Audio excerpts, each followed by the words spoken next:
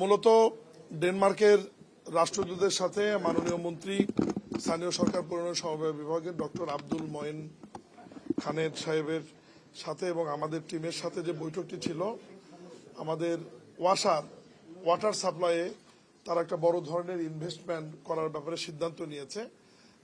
আপনারা জানেন যে ঢাকা শহরে প্রত্যেক দিন পানির চাহিদা হচ্ছে 3,25,00,000 লিটার। এর মধ্যে ওয়াসা আপনার ভূগর্ভস্থ থেকে এবং সারফেস ওয়াটার উপরিভাগ থেকে আমরা পানি সরবরাহ করে থাকি 2,95,00,000 থেকে 3,05,00,000 পর্যন্ত। আমাদের কিছু শর্টেজ থেকে যায় আর কি প্রত্যেক দিন। তো এই শর্টেজকে মাথায় রেখে এবং আগামী দিনগুলোতে ঢাকার জনসংখ্যা বৃদ্ধির প্রবণতা যেহেতু বাড়ছে, সব মিলিয়ে ইতিমধ্যে আমাদের একটি প্রকল্প গন্ধবপুর প্রকল্প, যেটি মেঘনা থেকে আসছে, সেটি অচিরেই চালু হবে। সেটি থেকে আমরা 50 কোটি লিটার পানি পার ডে ঢাকা শহরে সেটা যাবে। আর আজকে যে প্রজেক্টটি নিয়ে ডেনমার্কের রাষ্ট্রদূত আমাদেরকে সহযোগিতা করবেন সরকার, সেটি হচ্ছে টোটাল 16,000 কোটি টাকার একটা প্রজেক্ট, সাইদাবাদ প্রজেক্ট। এটা মেঘনা থেকে আমরা পানি ট্রিটমেন্ট প্ল্যান্ট করে সরাসরি ঢাকা ওয়াসার মাধ্যমে ঢাকা শহরে নিয়ে আসব। 95 কোটি লিটার পানি আসবে এটাতে। এই 16,000 কোটি টাকার মধ্যে ইতিমধ্যেই আমাদের প্রায় 11-12,000 কোটি টাকার কাজ শেষ হয়েছে। এই প্রকল্পটি ছিল 2015 থেকে 2030 শেষ হবে, কিন্তু আমরা টার্গেট করেছি আমরা 2029-এর মধ্যে এটা শেষ করব।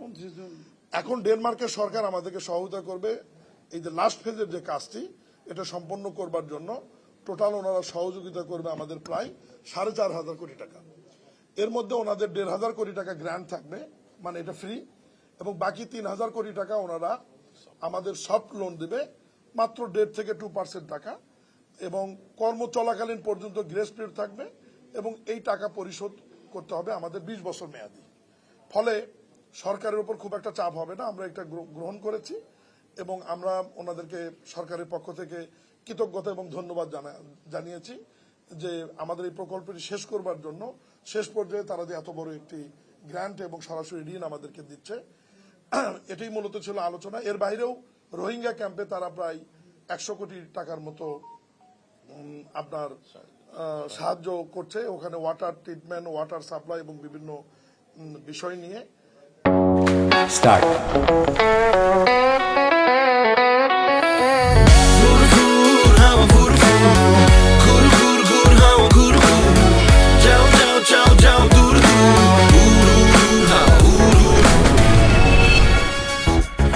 দেখলেন তো পুরো ব্যাংকটাই কিভাবে উড়াই নিয়ে আসলাম।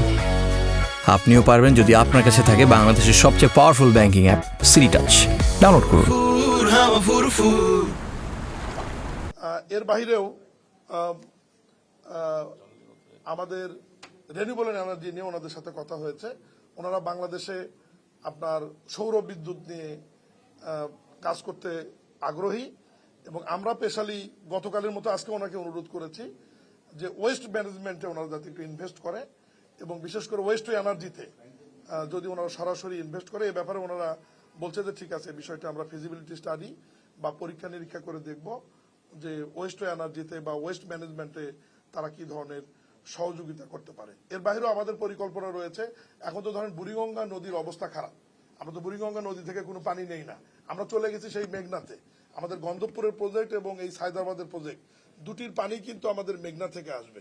কিন্তু মাননীয় প্রধানমন্ত্রীর সাথে সকালে আমাদের যে মিটিং হয়েছে, মাননীয় মন্ত্রী, আমি, সচিব, এমডি সাহেব ছিল, সেই মিটিং এ মাননীয় প্রধানমন্ত্রী বলেছেন যে একটা শহরে ভূগর্ভস্থ পানি আন্তর্জাতিক ভাবে থাকতে হবে মাত্র 30% পানি নিতে পারবে, কিন্তু ঢাকা শহরে আমরা ভূগর্ভস্থ পানি ব্যবহার করছি কিন্তু 74%, আর মাত্র 24% পানি কিন্তু আমরা উপরিভাগ বা সার্ফেস ওয়াটার, যেটা আমরা নদী থেকে সংগ্রহ করছি। তো ভূগর্ভস্থ পানি যদি এই পরিমাণ আমরা উঠাতে থাকি, এটা জলবায়ু পরিবর্তন সহ আমাদের পরিবেশের উপর বড় ধরনের আঘাত আনবে এবং ভূমিকম্প হওয়ার একটা সম্ভাবনা থেকে যাবে। এই বিষয়টাকে আমরা নোটিশে নিয়ে মাথায় রেখেই মাননীয় প্রধানমন্ত্রী আজকে আমাদেরকে আলাদাভাবে একটা নির্দেশনা প্রদান করেছে যে আরো ভিতরে গিয়ে স্যালাইন ওয়াটারকে আমরা ট্রিটমেন্ট প্ল্যান্টের মাধ্যমে, যেমন মধ্যপ্রাচ্য দেশগুলো করছে, এ ধরনের প্রকল্প আমরা কাছাকাছি সমুদ্র উপরিভাগ বা নদী গিয়ে যেখানে মিলিত হয়েছে সমুদ্রতে, চাঁদপুর বা আমাদের মোংলা এ ধরনের দুটি পয়েন্ট থেকে আমরা বড় ধরনের প্রজেক্ট ফিজিবিলিটি স্টাডি করার জন্য ইতিমধ্যে মাননীয় প্রধানমন্ত্রী আমাদেরকে নির্দেশনা দিয়েছেন। আমরা ওটা নিয়েও আমরা কাজ শুরু করব, যে আলটিমেটলি আমাদেরকে ওই দিকে যেতে হবে ভূগর্ভস্থ পানির চাপটা কমানোর জন্য।